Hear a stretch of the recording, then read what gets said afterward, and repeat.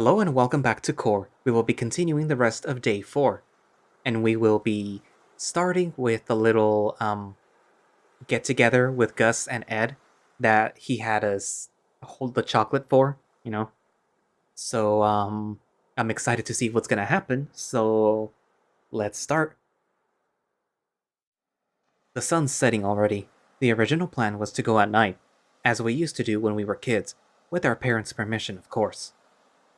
Even if it was at night, Kor was never a dangerous place, and they knew about our secret spot. I guess that stops it from being a secret, huh? Never thought about it. So, I'm pretty sure we're going there, but I have to ask. We are going there, right? Yeah, no surprises for you this time, Ed. Finally, a good day. The wind feels great against my skin. I definitely needed to get some air. Admittedly, I'm not paying too much attention, but at some point, Gus slides his hand inside the pocket in my pants, walking next to me. He doesn't make a comment about it, and I'm not really sure why he did it, but it feels kind of intimate, I guess. Ed, excited about knowing where we're going, is a bit ahead of us, so. Since Gus is close to me, I do the same, sliding my hand inside his pocket, and he seems to smile, giving me a slight side look. I think I catch a glimpse of something in his eyes when he does that, as if he's holding back an urge. I know I've seen that look before, but I try not to think about it too much. It's really not the time to think about that. It takes us a while to get there by foot, but we finally reach the spot, the edge of the beach, where some big rocks rest, being caressed by the waves every day. There was a specific rock right at the end that was bigger than the rest where we used to sit and talk, or stare at the stars, a lot of nights. In fact, it's still there. Memories flood my mind, making me feel a bit emotional right now. Gus pulls his hand out of my pocket, and I do the same, letting each other go. I have to say, this place looks exactly how it looked when we lived here. It hasn't changed at all. I mean, I don't know why it would. It's not like someone would get all these rocks with a truck and move them somewhere else. Alright, mister, no nostalgia allowed. I get what you mean, really. From time to time, I wander here, laying down on the rock we used to chill on. It always brings me the best memories I have with the two of you. He provokes a smile from my part, but also some pain. The reminder that we never contacted Gus until now, after we left, is tough. We really should have tried harder, but time makes you forget things. Life goes on and doesn't stop, makes the past feel unapproachable. I don't want that to be an excuse though, but I shouldn't beat myself up over that, I think. Let's go. I want to try the chocolate and find my butt print on that rock. Gus laughs, and we follow the excited rat to the exact point we were all thinking about. The view from here is really pretty, no matter when you come here. The sunset makes it feel like I'm staring at a living painting. Gus sits near the edge of the rock, and Ed and I sit next to him. We don't really say anything, though. I think at this point right now, we're just happy we're here, together again. That being said, I want my chocolate now. I unwrap it, and the others do the same. The urge to take a bite of this chocolate is strong, but I hold back until the three of us unwrap it, and then we bite our chocolate at the same time. Fuck. If I didn't know what sex was, I'd say this feels like it. It has a mix of sweet and salty flavors that mix together perfectly. It's as if the flavors dance with your tongue with every bite. I think I could cry right now only with this. Oh my god, I forgot how incredible this tastes. Me too. I haven't tried this chocolate ever since you guys left. Really? How can you hold back with chocolate this good? Um. Gus looks almost melancholic for a second, but then he smiles as he's used to. I feel that sad tone again, but it's very soft. Guess I always had hoped that I could share it with you two at some point again. Wouldn't feel the same otherwise. It'd just be another chocolate. Again, there's some silence, and this time I feel that sad note, not only with Gus, but with Ed, and with me. I know I'm cheating, hearing everyone's tone, but we're in sync. I think we're all thinking the same thing. Can I be honest with you two? And I apologize in advance, I mean it. We don't respond. I think we know what's going to happen. I think we knew this was going to happen at some point, but we tried not to think about it. Maybe it was selfish to pretend everything was okay after this time. For some time, I resented you. Both of you. But especially, I resented Ed. He immediately looked at Ed with a compassionate smile, as if he begged him to let him finish talking before he can interrupt. I know none of you chose to leave Core when you did. It was your parents, I know, but I felt so lonely ever since you two left. I tried to make new friends, forget about you two, but no one could take your places. We were kids, but we were happy. I thought we'd always be. And then you were gone. He takes a moment to gather some strength. It's pretty clear he's trying not to cry right now. But after you left, Rob, Ed and I were alone for another year. And I mean the word alone. We tried to hang out, do stuff together as always, but without you, he felt empty. My friend was a cardboard cutout of himself. So when he said he had to move to your city the next year, I wasn't surprised. I knew it was coming. But at the same time, I thought, why doesn't he look sad that he's leaving me behind? I wanted to believe you'd miss me, and for some time, we sent letters to each other. Well, our parents did. But that didn't last. Soon, I waited and waited, but nothing came from any of you. Not a letter, nothing. His old feelings are coming back. I can feel it in his inner tone. But I can also feel that he's not letting them take over. He's grown as a person. When Ed called me a few weeks ago, I cried my eyes out. I couldn't believe it. You remembered me. Not only that, but Rob was coming here too. But after the call, those thoughts came back. You know, those ugly thoughts that you just called me because you were scared of meeting me by accident. That you wanted to hang out with me because you felt guilty. Horrible thoughts, I know. It's been hard not to listen to them. Really hard, but you know what? He looks at us again, and his eyes are teary. Ed's hand reaches Gus and squeezes it hard. I don't have to look at him to know he's crying. This is something we both were afraid to face, but we have to. I don't want to resent you. I don't want to hate you. You two were my best friends, and you're here now. I'm so happy. And even if I'm afraid of being left behind again, I've met you two again, and I know that whatever happened, it wasn't because you forgot about me. I can feel that you two are still my old best friends. We've just been separated for too long. But I can't do this alone. Gus hugs his legs, hiding his face between them for a second. He doesn't want us to see him cry, even when we are. Please, don't leave me alone in Core again. Please. I can't fucking take it anymore. I just hug him tightly, and Ed does the same. I can't say anything. None of us can say anything. We're just sobbing. It's an ugly concert of sobbing, tears representing our pain caused by our own mistakes and inexperience. We left him behind. We didn't look back. We tried, but we were too young, and that hurt our friend, and it's not fair.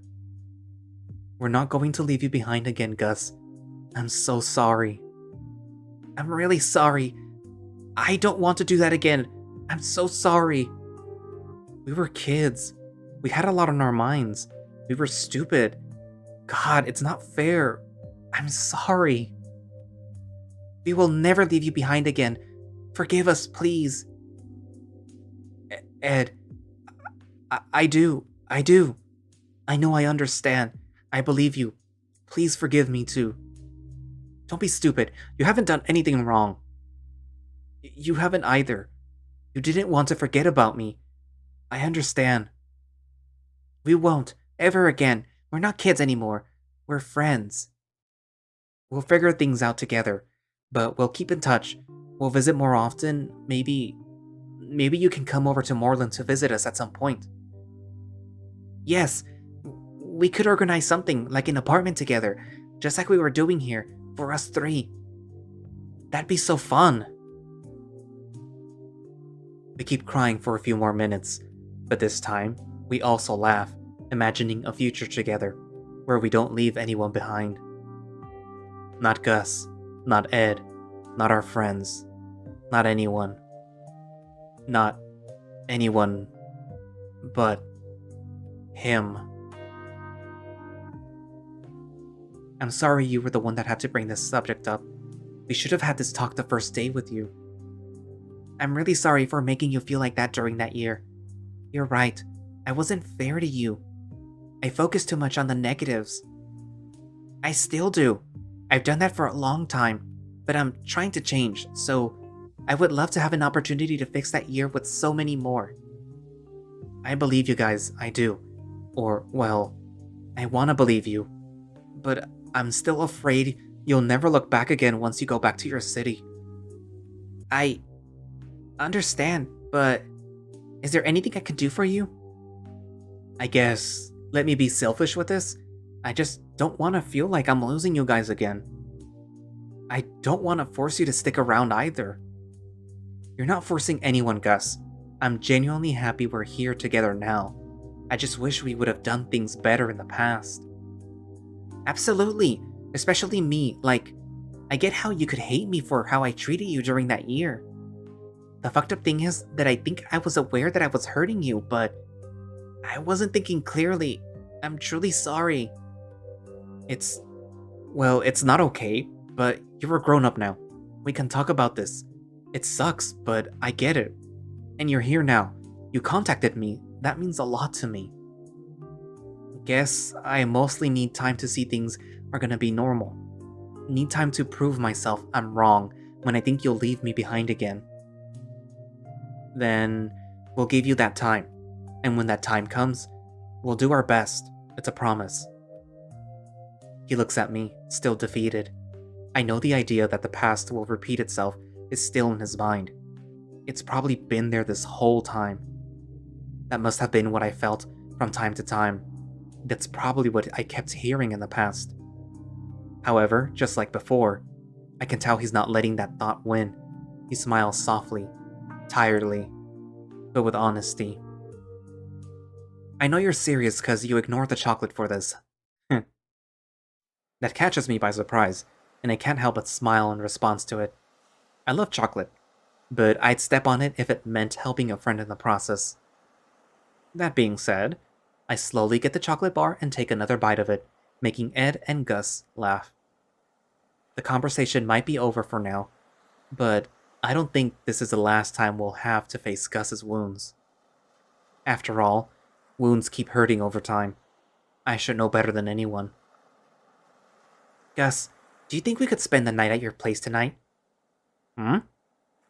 You sure? You guys paid for those rooms back at the beach house. I know, but, well, we'll probably sleep there the rest of the time. As long as we message the others about it, and let them know, it should be fine. Besides, didn't you have a big plan for us all tomorrow? We'd end up meeting up with them anyway.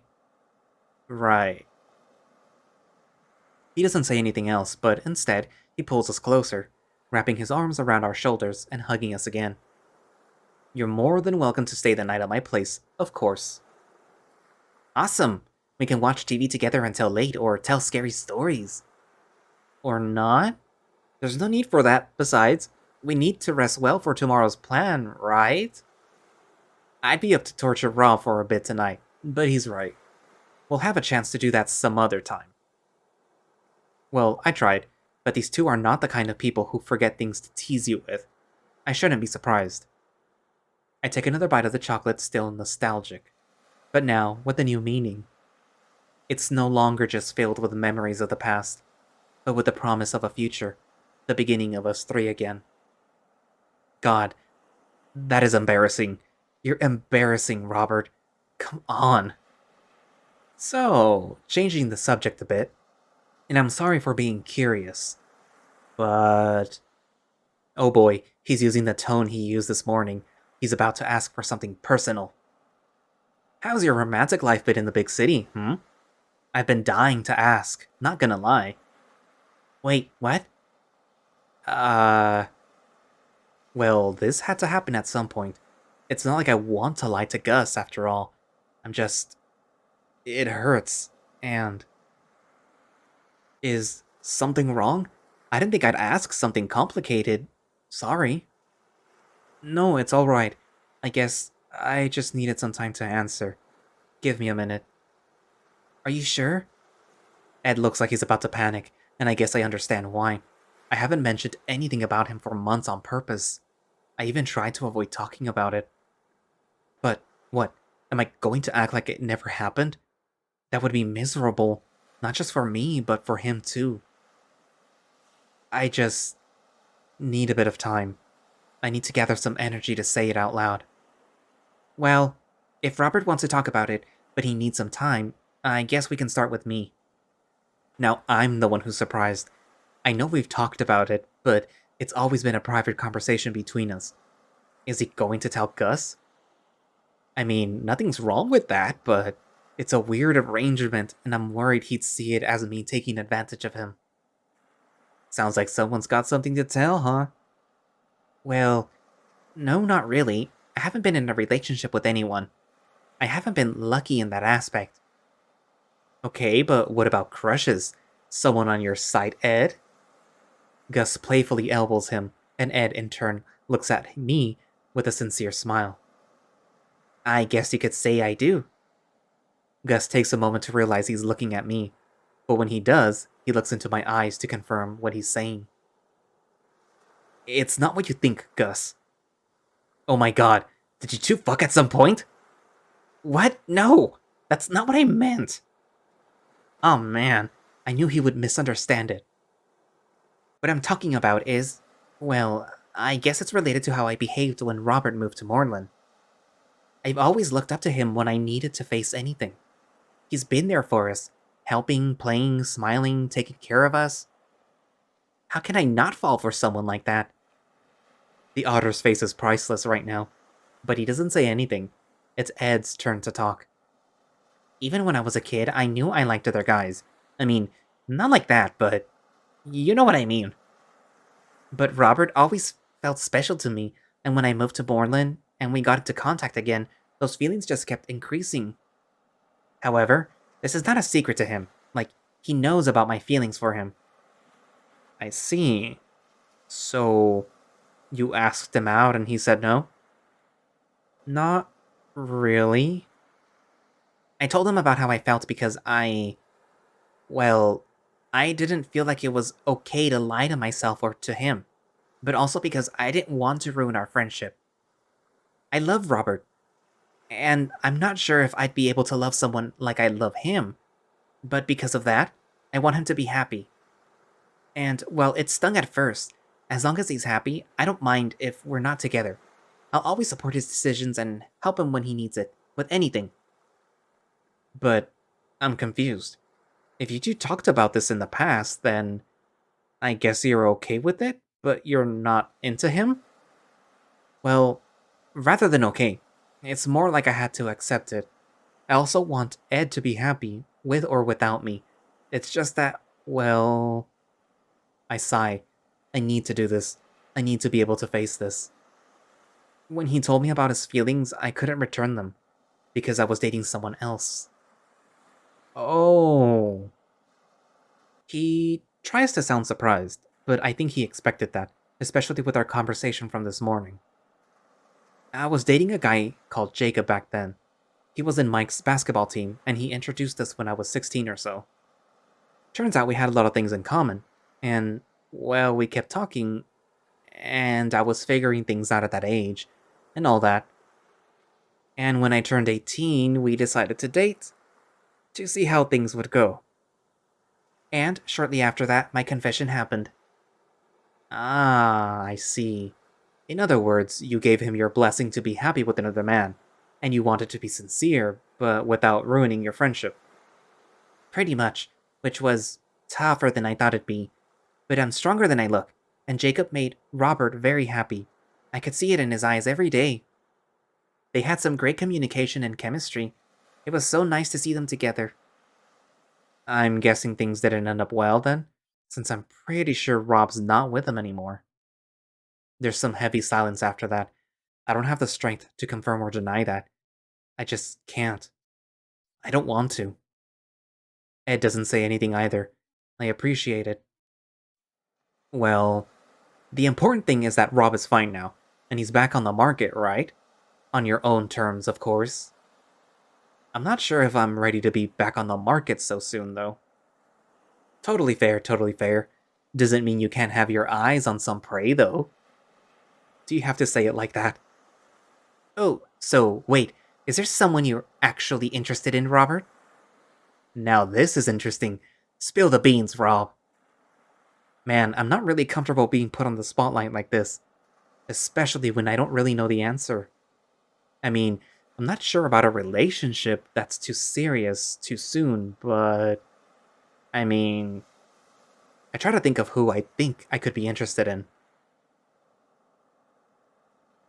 Okay, so originally, because I'm re-recording this section, I picked Gus because I like Gus. But I think for this playthrough, I've been kind of going with Mike. So I'm gonna pick Mike for YouTube's, and I will be doing Gus, you know, on my own. Because I don't really feel any connection to Hector, Faust, or Edward, like, at all. And I don't want to, like, not pick this. I mean, I don't want to pick this. So for YouTube's, I will be picking Mike. But on my own personal playthrough, I will be picking Gus. Because I like Gus. Which is saying a lot because I normally don't like otters. There's only two other otters that I like, and that's Todd Bronson and Sidney Bronson, even though they're both dead. But yeah, so I'm gonna be going with Mike. I guess being sincere with myself, I have thought of Mike like that in the past, but I was with Jacob, and it was mostly a momentary feeling. But these past few days, we've been getting closer, and he feels very comfortable with that. Besides, he's a really good man, very caring, always willing to pay attention to anyone who needs it, to help them. And we've always had that special friendship that I don't even have with Ed. We're close, but in a different way, a more physical way. I think about sleeping with him and spending time with him, and something feels funny inside me. I feel like they won't let it go if I don't answer with something, so maybe there is someone on my mind lately, but if I tell you who, you have to promise not to say anything. Oh, so it's true. Okay, yes, I won't say anything. Me neither. We gotta know now. Maybe Mike? Mike? Wait, our Mike? Ha! I had my suspicions. What? What do you mean? You two seem so close whenever you talk with him. You look so comfortable. Guess I'm not surprised. He's pretty hot too, if you'll let me say that. I guess I can see it too.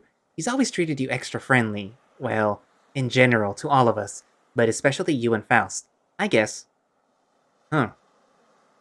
Anyway, I'm not sure if it's nothing more than physical attraction, though. I need to figure some things out first. Right, I understand. I won't say a word, promise. Well, obviously, if you want to confess, you'll have to do it yourself. I'm not gonna spoil it for you. I don't want to confess. Stop skipping steps, Gus. These two are having too much fun with this. Maybe admitting it was a bad idea. Anyway, enough of putting me on the spot. What about you? You slutty otter. Wow, if only you were wrong. Does that mean you have stories to tell? Afraid I do, yeah. What you wanna know? I'm slowly getting used to you being so forward, so I'll try to be like that too. How was your first time? As someone who hasn't done it before, I'm interested in this too. I'm glad to know I'm not the only pervert here. I'm not a pervert. I just want to know what to expect, that's all. Nice try, Ed. You're the one who asked first. Because I'm curious. If that makes me a pervert, so be it. Just tell us already. Sorry, you're just too fun to tease. But anyways, my first time was with the rabbit guy. Kinda met him after I dyed my hair. Well, honestly, I met him after I made a profile on Captor. That's a gay dating app, in case you didn't know about it, Ed. I know what that is. I heard about it, but I've never dared to try. It depends on what you're looking for. In my case, I wanted some attention, and honestly, a dick. Very badly. I really hope Hector doesn't hear you speaking like that. Mike's already a bad influence on him sometimes. But yeah, it wasn't that bad. It wasn't perfect, but I think that's because I was too eager. He was actually really sweet, taking his time, making sure I felt comfortable all the time. Sounds better than my first time, honestly. Oh, your boyfriend couldn't find the hole? Gus, fuck off! But almost, honestly. It was more like he couldn't, put it in. I can't believe we're having this conversation right now. Really? Why? Were you too tight or something? I'm a bit worried about Ed here. He looks a bit uncomfortable, but he hasn't stopped us either. I know he's curious about this stuff, but it's embarrassing for him. That being said, Gus is asking with honest curiosity, not in a funny way, and I think that's helping. I should tone down the jokes too. No, well, I thought I was at first, but it turns out he just had a hard time doing it in specific positions. Once we started experimenting for a bit longer, things went better. I had an easier time with him though. Oh, so you're reverse. What does that mean? That he's comfortable being top or bottom. Ah, Huh. Never thought about that. What do you mean? I'm not making fun of you, I'm just curious. This might be dumb of me, but I just assume people just liked being one thing or another. Some people do, but others like to switch it up here and there. You make it sound like I get bored of a specific role or something. I don't know how you are in bed, Rob. Just explaining to Ed here. I poke my tongue at him, because that hurt and I have no comeback. But I'm glad to see Ed seems more comfortable talking about this. Is there something else on your mind that you want to ask us, Ed? Since when did this become the let's let Edward ask anything he wants about sex show? So, any other questions? Does it really feel that good? To receive it, I guess? Well, when it's done right, it feels pretty good. It's a bit of an intense sensation, but it's something you can't feel alone, I think. I'm pretty sure it's a universal feeling if you've done it before. I wouldn't say that. I met some people that didn't like doing that stuff specifically. Like, this one guy was purely into oral stuff, and that was it. It feels pretty nice to be able to talk about this so naturally. Up until now, the only one I had conversations like this with in the past was Mike. Back when I was younger, and I started to think about doing something with Jacob. I guess this conversation is a good distraction from that too. Oh, I got another question. This one has nothing to do with sex, so you can't tell me I just talk about that. We'll see how long it takes you to bring it back again. Anyway, what's on your mind? Well, pretty sure Ed's power was to repel any water on his skin. But what about yours, Rob? When you were a kid, you said you were able to listen to music without hearing music or something like that. Did you figure out what it was? Ah, of course. It's more like I can hear people's feelings as music. Like, if I pay attention, I can hear someone's emotions as a small melody. And if they change because they get angry or sad or anything else, it sounds different. Huh, sounds like you're a living lie detector machine. But it's cooler than Ed's. I'm sorry, you don't know how easy it is to dry my fur whenever I take a shower.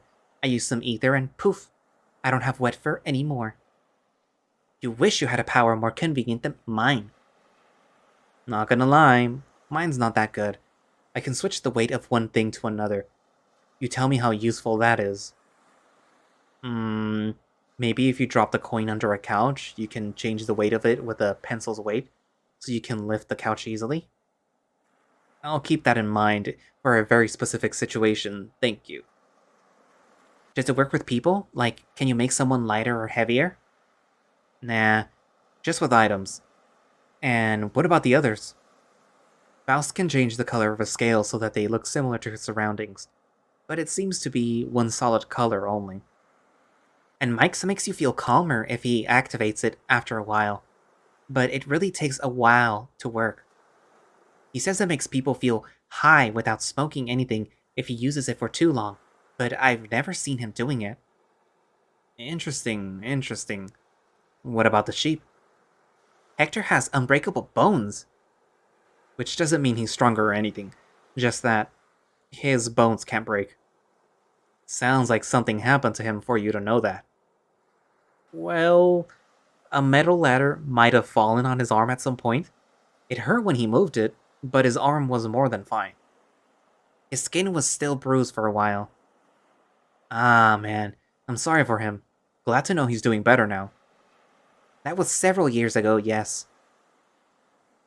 As the conversation keeps going and going, it starts to get late. At this point, we've been staring at the stars for a bit. It's definitely nostalgic. I feel like we're back to that time we were just three innocent kids. Except we're not that innocent anymore, talking about our sex lives and all that before. I hope the conversation doesn't come back to bite me. Gus stands up, yawning, and we follow him, stretching from my part. I figure it's time to go get some dinner. We should head back for now. We can come back any other time. Just let me know in advance. I definitely want to be here again before we head back to Moreland. Well, I really want to come back here the second time we come back to Core. You know, after we leave and all that. Hehe, I appreciate that. Really, I do. Gus pats my back in a friendly way before leading the way, and we follow him. I realize this is the first time I'm walking out at night in Core since we got here. Well, not counting that small meeting at the beach with Mike and Faust. It's such a contrast, comparing it to daytime. This town isn't too busy, but at night, it feels like a ghost town. I don't like that thought. I shouldn't have thought about it. Luckily for me, it seems like we reach Gus's house soon enough. He fits the key in the door and opens it, letting us in first.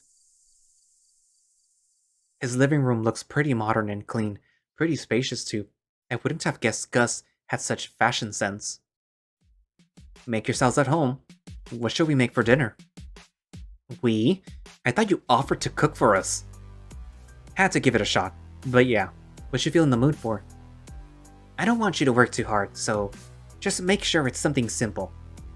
Same here, no need to make a feast. I love you both, but I wasn't planning to either. What about some rice and some condiments? I'm guessing you're still not telling us where we're going until we're there, right? Pretty much. Surprised it was you asking and not Ed. It's no problem. It's just killing me on the inside, but I'll be fine. So dramatic. But no. I want to keep this one to myself till we're there. Gus! I pat Ed's shoulder, feeling sorry that I brought the subject back, although I'm pretty curious too. Let's focus on making some sandwiches for tomorrow. Come on. Okay. As soon as Gus aims in the direction of the kitchen and Ed goes there, I look at the otter, who mouths the word, "I'm sorry." Well, what can you do, right? Before we do this, I'm going to message Faust so that they know that we're not coming tonight. Shit, I completely forgot. That's why I'm here. I'll start getting some water ready. Rob, can you help me? While Ed does that, I follow Gus's instructions, which are easy enough to do. Besides, shortly after Ed joins us again, and I focus on helping him instead. Gus's kitchen is bigger than ours, so we have no problem moving around without bothering the others. It makes this more comfortable. I wonder how the others are doing back at the beach house. Hector is probably going to have a feast, since Mike and Faust will be doing the cooking.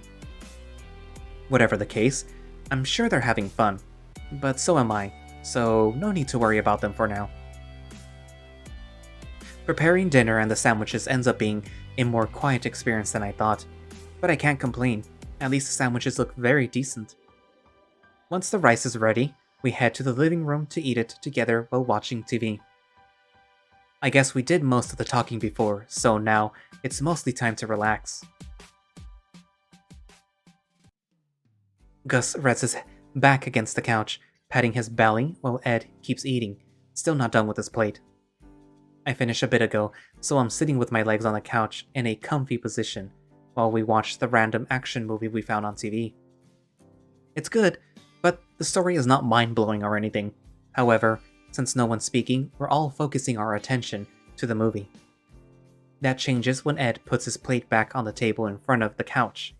Gus stretches and uses the chance to stand up. Okay, I'm gonna clean the dishes. You two can stay here and relax. I'll be back in a few minutes. We can do that for you, Gus. You've already cooked for us. True, but it's also my house, and I want to treat my friends nicely. Well, at least we can accompany you while you do that. That you can too, yeah. I take my plate and Ed does the same as we follow Gus back to the kitchen. I think he went first to make sure none of us would steal his spot to clean the dishes, though, so he gets there first. Humble until the end, we're forced to pass our dishes to him so that he can take care of them. So, no point asking about tomorrow, but what about tonight?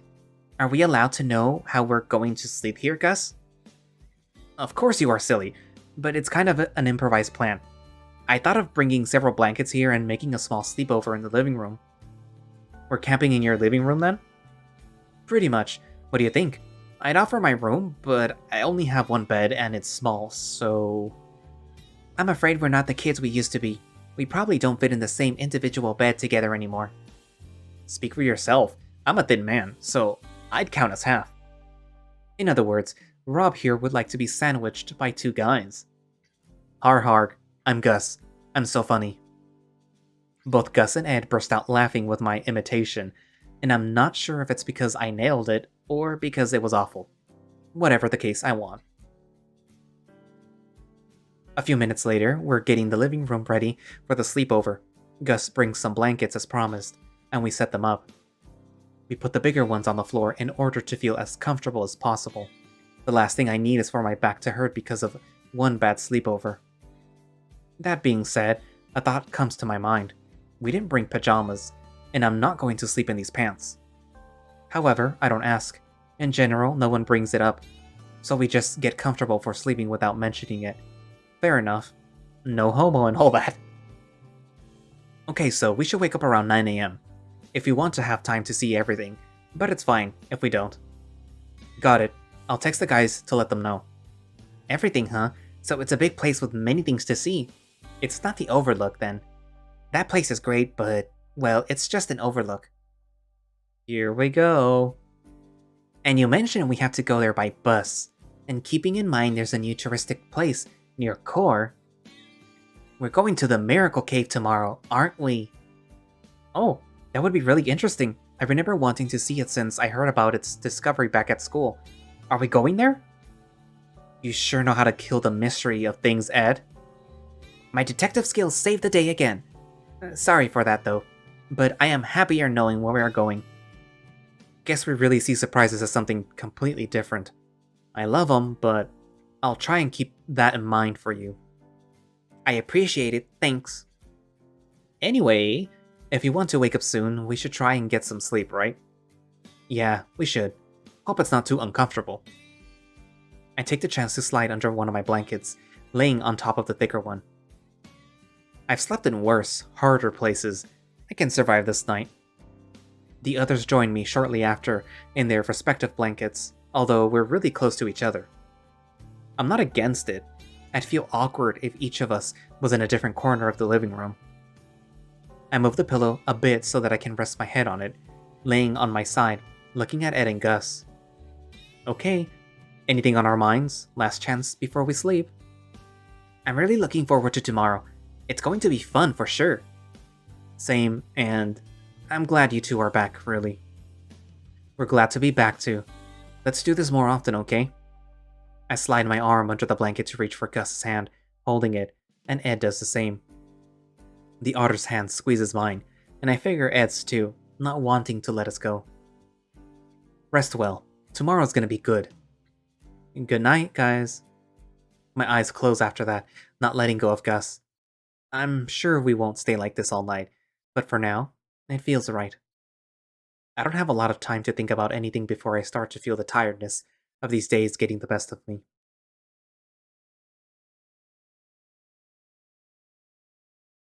To be continued. Oof.